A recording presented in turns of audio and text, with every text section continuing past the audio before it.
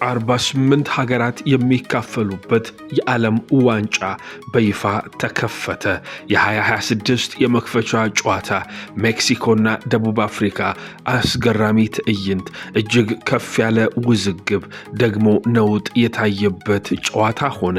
3 ቀይ ካርዶች የተመዘዙበት፣ አዘጋጇ ሀገር ሜክሲኮ 2-0 ያሸነፈችበት፣ የአፍሪካን ተስፋ ተሸክማ ወደ ውድድሩ የገባችው ባፋና በአፍሪካውያን ደጋፊዎች የተጠላችው ሀገር የመጀመሪያ የሽንፈት ጽዋዋን የቀመሰችበት መክፈቻ።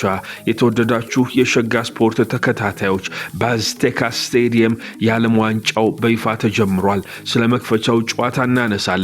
ላይክ፣ ሼር፣ ኮሜንት በማድረግ ይህ ቪዲዮ ለብዙ ሰዎች እንዲዳረስ አግዙን። ሰብስክራይብ በማድረግ ቤተሰባችን ሁኑ። የ2026ቱ የፊፋ ዓለም ዋንጫ በሜክሲኮ ሲቲው ታዋቂ አዝቴካ ስታዲየም ባደረገው የመክፈቻ ጨዋታ እጅግ አስገራሚ ድራማዊና በሁከት የተሞላ ጅማሮን አስተናግዷል። በአጠቃላይ 3 ቀይ ካርዶች ታይተውበታል። ብጥብጥ የበዛበት የኳስ ምሽት ነበረ። አዘጋጇ ሀገር ሜክሲኮ ከፍ ባለ ድጋፍ ታጅባ 2-0 አሸነፈች። ከኳስ ጨዋታው መጀመር ቀደም ብሎ ስታዲየሙን በሞሉት 80,000 ተመልካቾች ፊት ደማቅና ቀለም በቀለም ያሸበረቀ የመክፈቻ ስነ ስርዓት ተካሂዷል። ታዋቂው የሜክሲኮ ፖፕ ሮክ ባንድ ማና የ90ዎቹን ስመጥር ሙዚቃውን ኦዬ ሚ አሞር በማቅረብ ስታዲየሙን ያናወጠው ሲሆን፣ ኮሎምቢያዊው ራፐር ጄይ ባልቪን ደግሞ የዓለም ዋንጫዋ ንግስት ሻኪራን አክሎ አስገራሚ ትዕይንቶችን አሳይተዋል። ሻኪራ ወገባን ከማንቀጥቀጧ በፊት እግር ኳስ በዓለም ዙሪያ ሊያመጣው ስለሚችል አንድነት ልብ የሚነካ ንግግርን ማድርጋለች። የፊፋው ፕሬዝዳንት ጃኒ ኢንፋንቲኖ ከታዋቂዋ የሜክሲኮ ተዋናይ ሳልማ ሃይክ ጋር በጋራ በመሆን የዓለም ዋንጫውን ይዘው በክብር ለደጋፊዎች አሳዩት። በዚህ ውድድር ላይ በታየ አዲስ አሰራር መሰረት ከተለመደው የ11 ተጫዋቾች የብሔራዊ ህዝብ መዝሙር የማከናወን ስነ ስርዓት ለየት ባለ መንገድ 26 የቡድን አባላት ወደ መሃል ሜዳ በመግባት ክብ በመስራት ብሔራዊ መዝሙራቸውን አዘምረው ጨዋታውን አስጀመሩ። በፊፋ የደረጃ ሰንጠረዥ 14ኛ ላይ የምትገኘው ሜክሲኮ ከሷ በ46 ደረጃዎች ዝቅ ብላ ከምትገኘውና ከ2010 በኋላ ለመጀመሪያ ጊዜ ዓለም ዋንጫ ላይ የተመለሰችው ደቡብ አፍሪካ ላይ ገና ውድድሩ እንደተጀመረ ፊሽካው እንደተነፋ ነበረ ቁጥጥሩን በመውሰድ ጫና መፍጠር የጀመሩት። ጨዋታው በጀመረ በ9ኛው ደቂቃ የደቡብ አፍሪካው ግብ ጠባቂና አምበሉ ሮንዌን ዊሊያምስ ሲፌሎ ሲቶሌ ያቀበለውን ኳስ እጅግ ከፍተኛ ጫና የሜክሲኮ ኤሪክ ሊራ በማድረግ ቀማው። ከዚያም ሊራ ያቀበላትን ኳስ ጁሊያን ኪኒዮኔስ ወደ ጎል በመቀየር አስገራሚ የሚባለውን የደጋፊዎች የደስታ ድባብ አስመለከተን። በሮንዌን ዊሊያምስ እግሮች መሃል ኳሷ ሾልካ ወደ መረብ ስታልፍ ደጋፊው በነውጥ ሞላው። ይህ በኮሎምቢያ ተወልዶ በኋላ ላይ ወደ ሜክሲኮ ዜግነቱን የቀየረው የ29 ዓመቱ የመስመር አጥቂ ኪኒዮኔስ ባለፈው የሳውዲ ፕሮ ሊግ የውድድር ዘመን 33 ጎሎችን በማስቆጠር እንደ ክርስቲያኖ ሮናልዶ ያሉ ኮከቦችን በጎል ብዛት በመብለጥ የሚታወስ ነበረ። አሁን ደግሞ የ2026ቱን ዓለም ዋንጫ የመጀመሪያ ጎል አስቆጣሪ በመሆን ታሪክ ሰርቷል። ኪኒዮኔስ ከመጀመሪያው አጋማሽ መጠናቀቅ በፊት ሌላ አስደናቂ የሚባል ሁለተኛ ጎል ማስቆጠር የሚችልበትን እድል አግኝቶ ነበረ። ነገር ግን ግብ ጠባቂው ሮንዌን ዊሊያምስን አልፋ የሄደችው ኳስ መጨረሻ ላይ በቀኝ አንግል ተመታ ወደ ውጭ ወጣች።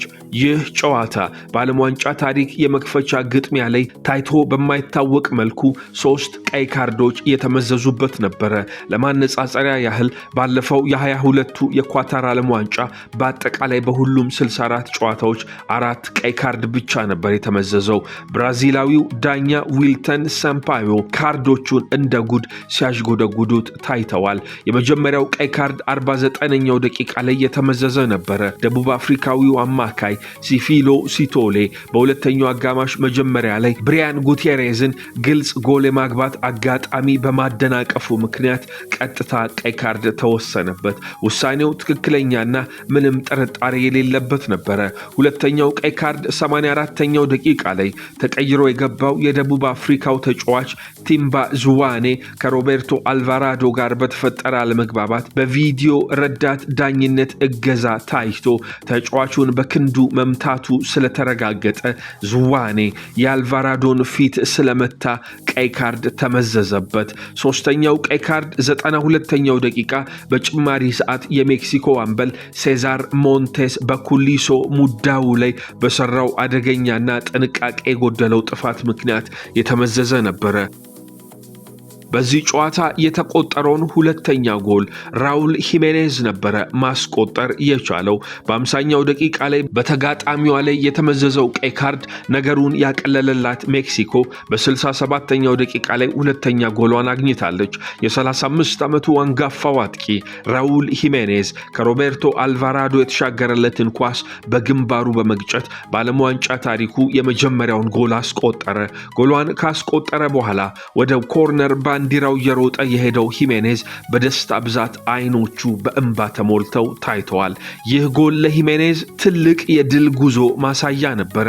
ከ6 ዓመታት በፊት 2020 ላይ በህዳር ወር ለወልቭስ እየተጫወተ በደረሰበት የራስ ቅል ስብራት ጉዳት ምክንያት ህይወቱ ጭምር አደጋ ላይ ወድቆ የነበረ ቢሆንም በታላቅ ጽናት አገግሞ በመመለስ አሁን በታላቁ መድረክ ላይ ሀገሩን በጎል ማኩራት ችሏል። በቅርቡ ከፉልሃም ቆይታው በኋላ ወደ ወልቭስ ለመመለስ የተቃረበው አጥቂ በዚህ ውድድር ላይ የሜክሲኮ የጽናት ምልክት ሆኖ አገልግሏል።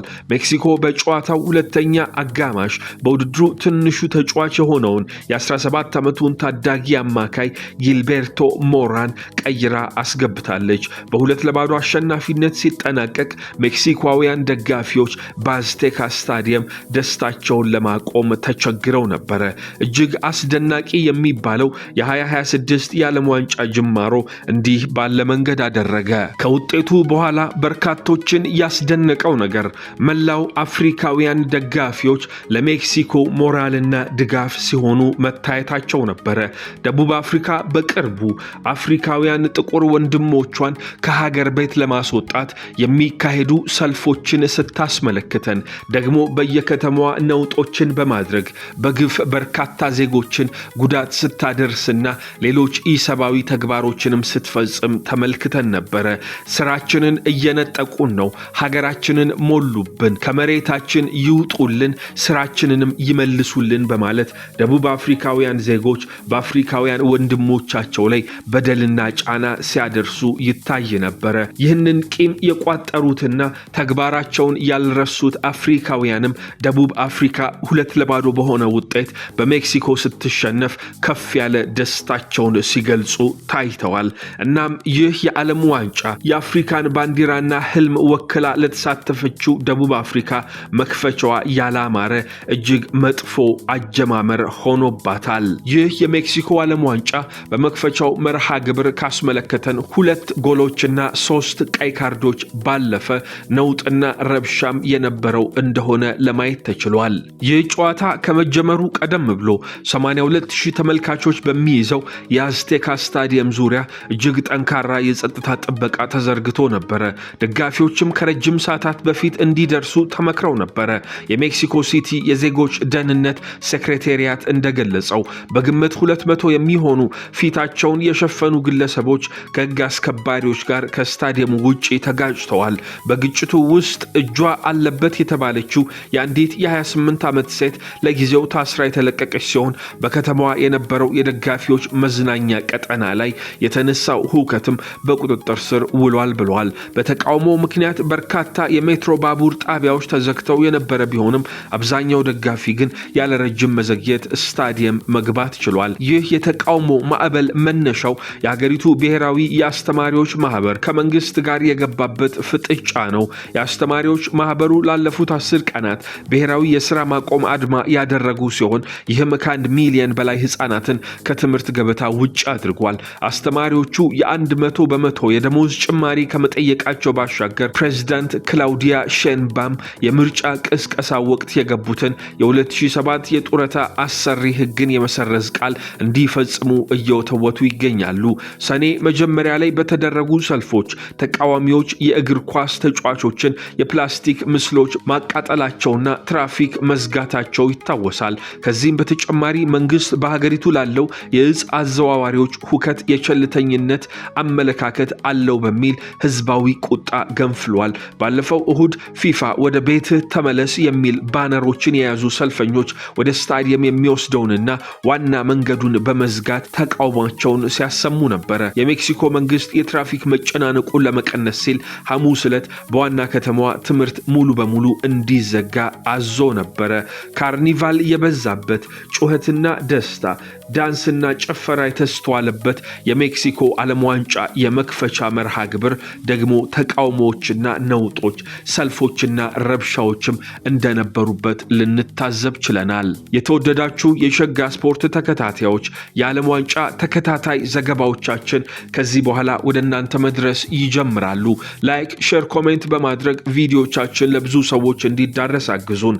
ሰብስክራይብ በማድረግ ቤተሰባችን ይሁኑ። ሰላም።